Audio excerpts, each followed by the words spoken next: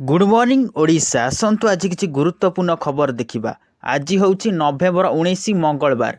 आज दिन भरी अनेक गुरुत्वपूर्ण खबर आसी। सुभद्रा योजना तारीख घोषणा होईची। मैट्रिक फॉर्म पूरण अवधि बढ़िला। राशन कार्ड रे नुआ सुविधा आसिला। धान किणवा आगरू आसिला नुआ नियम।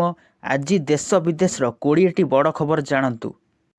गत 24 घंटा मध्य देशर अधिकांश स्थान में देखा जाइथिबा सर्वनिम्न किंबा रातिर तापमात्रा रे कौनसी विशेष परिवर्तन परिलक्षित होई नाही बोली सोमवार भारत पाणीपाग विभाग सूचना देइछि।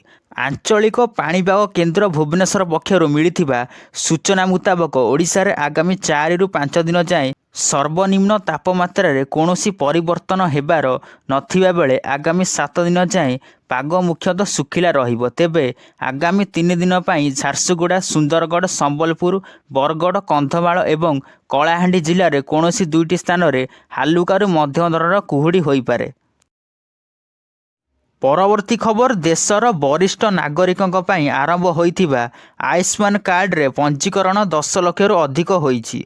एही कार्ड माध्यम 70 वर्षर ऊर्ध्व वयस्क नागरिक आयुष्मान भारत प्रधानमंत्री जन आरोग्य योजनार सुफल पाई परिबे। स्वास्थ्य परिवार कल्याण मंत्रालय पक्षर मिलिथिबा सूचना अनुसार पंजीकरण आरंभ हेबार 3 सप्ताह मध्य एही सफलता मिलिछि। गत अक्टोबर 29 तारिख में प्रधानमंत्री नरेंद्र मोदी यार शुभारंभ करथिले। एथिरे 4 लाख महिला पंजीकृत होइथिबा जणा पड़िछि।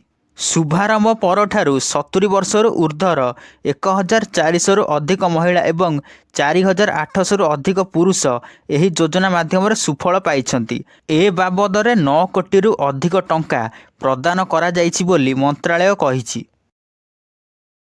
परवर्ती खबर बढ़िला मैट्रिक फॉर्म पूरण अवधि आसंता 25 तारिख जाए वृद्धि करा जाइछि। एनै प्राथमिक शिक्षा परिषद पक्षर घोषणा करा जाइछि। वार्षिक एचएससी सह एसओएससी फॉर्म पूरण अवधि बढ़िला। 2025 मैट्रिक परीक्षा निमंते फॉर्म पूरण आसंता 25 तारिख जाए करि पारिबे। उभय रेगुलार और एक्स रेगुलार परीक्षार्थी ऑनलाइन रे फॉर्म फिलअप करिवे। चलित वर्ष फेब्रुआरी 21 तारिख रु मैट्रिक परीक्षा आरंभ हेबाकु जाउछि। परवर्ती खबर रत्न भंडार को नहीं बड़ बयान देइछंती आईन मंत्री पृथ्वीराज हरिचंदन। जानुआरी शेष सुधा रत्न भंडार गणति मणति शेष हेब। रत्न भंडार मरामती सह अलंकार गणति मणति काम शेष हेब। एने सूचना देइछंती आईन मंत्री पृथ्वीराज हरिचंदन। कार्तिक मास पई रत्न भंडार मरामती काम आरंभ होई नथिला। कार्तिक मास शेष होइथिबारु एसएसआई मरामती आरंभ करिबो बोली मंत्री कहिछंती। परवर्ती खबर आसंता मासरू मंडी रे धान किणा आरंभ हेब। बीजेपी सरकार आसिया परे मंडी रे नुआ नियम करिसंती। दीर्घ दिनरू चाषी कटनी छटनी को नहीं अभियोग करि आसुथिले। तेणु आउ कटनी छटनी करी चाषी को ठका जीव नाही बोली कहिसंती उपमुख्यमंत्री कनक वर्धन सिंहदेव। धान किणा बेले मन इच्छा कटनी छटनी हेब नाही। धानर मानतार एफओक्यू और आर्द्रता को नहीं निर्धारित करा जिवो। किंतु मिलर मन इच्छा चाषी धान रे काटछाट करिपारिबे नाही। एने सबु जिलापालंकु निर्देश होइथिबा कहिसंती उपमुख्यमंत्री। परवर्ती खबर ट्रेंड ग्रेजुएट टीचर नियुक्ति 2024 को नहीं आसीछि एक बड़ अपडेट। नवेम्बर 17 तारिख रे होइथिबा विभिन्न विषयर परीक्षा आंसर की जारी करा जाइछि। स्टेट सिलेक्शन बोर्ड ओडिशार वेबसाइट रे बटानी, केमिस्ट्री, कॉमर्स, अर्थनीति, एजुकेशन, इंग्राजी, भूगोल, जियोलॉजी, हिंदी, इतिहास, home science, IRPM, logic and philosophy आदि 23टी विषयर परीक्षार आंसर की जारी करा जाइछि। प्रार्थी माने तले दिया जाइथिबा लिंक को जाई निज निजर पेपर उत्तर चेक करि पारिबे। प्रार्थी माने नवेम्बर 18 रु 28 मध्य रेजिस्टर पोस्ट जरिया एवं 28 तारिख संध्या 5टा सुधा ईमेल जरिया आवेदन करि पारिबे। परवर्ती खबर विवाह कार्ड रे लक्ष लक्ष टंका ठकेई सीधा सीधा लोकों को स्कामर्स ठकिबारे लागिछंती। दुनिया रे भिन्न भिन्न प्रकार साइबर ठकेई देखिया पाई मिलिछि। तेबे मार्केट रे चलीथिबा विवाह कार्ड ठकेई रु बंचिबा पाई आपनको 3टी भूल न करिबा आवश्यक। ଆପଣ ଅଜଣା ନମ୍ବରରୁ ଆସିଥିବା ମେସେଜକୁ ରେସ୍ପନ୍ସ କରୁଛନ୍ତି କି? ଯଦି ହଁ, ତେବେ ଏପରି ଭୁଲ କରନ୍ତୁ ନାହିଁ। ଯଦି ହ୍ୱାଟ୍ସଆପ୍ରେ କୌଣସି ମେସେଜ ଆସୁଛି ଯେଉଁ ନମ୍ବର ଆପଣ ଜାଣିନାହାନ୍ତି, ସେହି ନମ୍ବରରେ ଆପଣ ମେସେଜର ରିପ୍ଲାଏ କରନ୍ତୁ ନାହିଁ। ସେହି ନମ୍ବରର ମେସେଜରେ ରିପ୍ଲାଏ ମଧ୍ୟ କରନ୍ତୁ ନାହିଁ। ପରବର୍ତ୍ତୀ ଖବର, କନ୍ଧମାଳରେ ଆମ୍ବ ଟାକୁଆ ଖାଇ ଅସୁସ୍ଥ ଘଟଣା।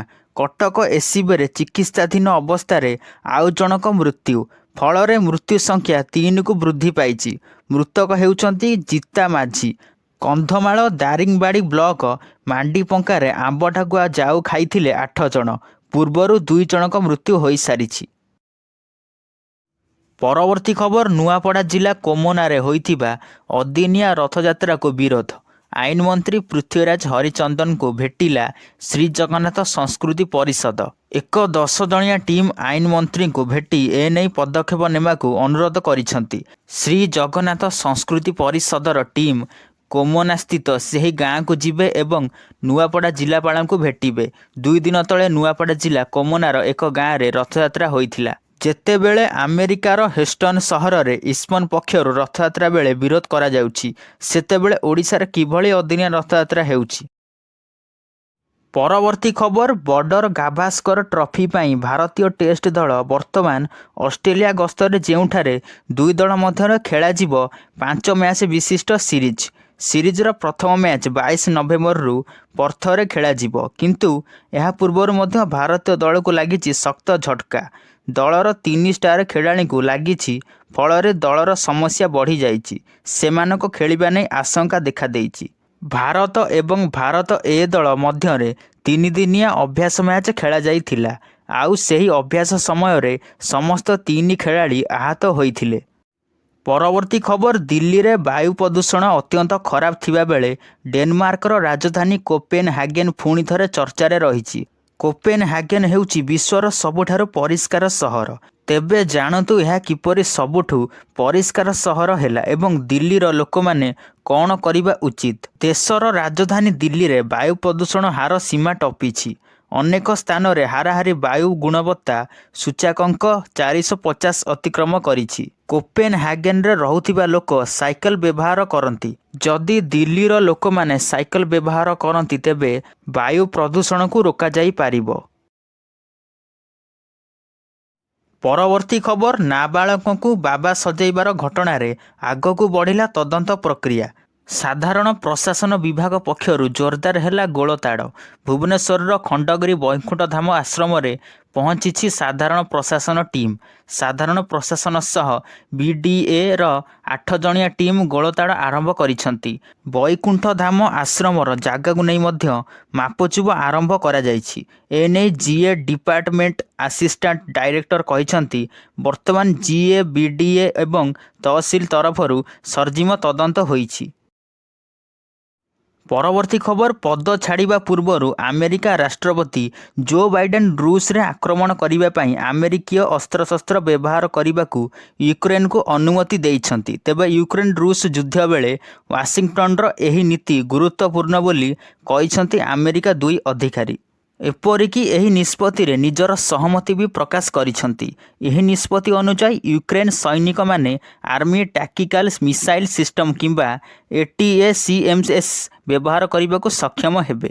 ଏହା ପୂର୍ବରୁ ଟ୍ରମ୍ପ ଆମେରିକା ନିର୍ବାଚନରେ ଦାବି କରିଥିଲେ ଯେ ସେ ଏହି ଯୁଦ୍ଧକୁ ଶୀଘ୍ର ସମାପ୍ତ କରିବେ।